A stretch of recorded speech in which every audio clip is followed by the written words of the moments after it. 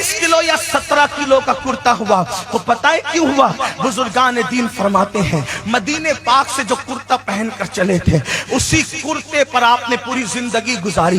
جب وہ پھٹا کرتا تو اس پہ پیون لگا لیتے, جب وہ پھٹا کرتا اس پہ پیون لگا لیتے, پیون پر پیون, پیون پر پیون, پیون پر پیون, اتنے پیون لگائے آپ نے کہ آپ کا کرتا کئی کلو کا ہو گیا تھا لیکن دوسرا لباس نہیں بدلا. کیوں؟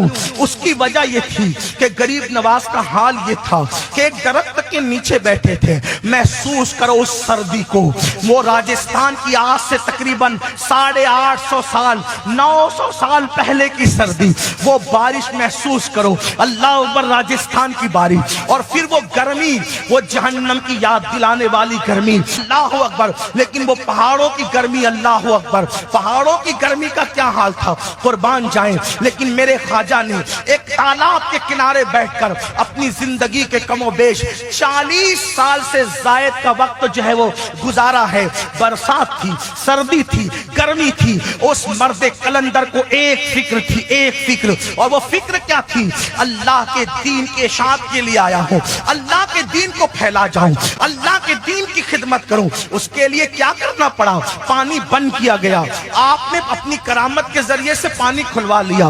یہاں نہیں بیٹھنا, یہاں تو بادشاہ کے اونٹ بیٹھتے ہیں, اٹھ کر کے چلے گئے, پتھر مارے گئے, جادو کیا گیا, اندھا کرنے کی کوشش کی گئی, لڑکیوں کو بھیج کر سرکار غریب نواز پر گھنونے الزام لگانے کی کوشش کی گئی. لیکن وہ مرد کلندر ٹس سے مس نہ ہوا. آپ جانتے ہیں, آؤ غریب نواز کی زندگی سن لو جس نے دین کی خاطر, اللہ اکبر, ایک ہفتے کے بعد, ایک ہفتے 7 دن کے بعد, اللہ اکبر, جو کھانا کھاتا تھا تو یہ کہ 3 یا 5 لقمے صرف جس کی غذا تھی 7 دن کے بعد, ہر 7 دن کے بعد جس کے 5 یا 7 لقمے کی ایک غذا تھی, بس اتنا وہ اپنی زندگی کے اندر اتنا کھاتے تھے.